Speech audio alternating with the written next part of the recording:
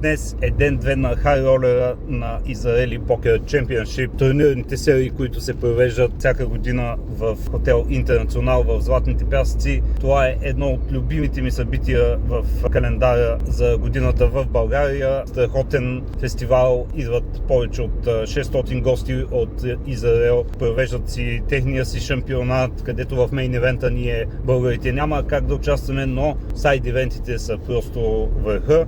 Очаквайте скоро моя пълен влог от фестивала. Ще прекъсна малко азиатската си серия, за да включа тези невероятни турнири тук на Златните пясъци. Предстои също и United Poker Championship, който ще се проведе в началото на юни, така че има много екшън. Заповядайте, ако ви се играе жив покер. Това е чудесен вариант срещу малка инвестиция да се борите за големите пари, така че ще се видим на Златните пясъци.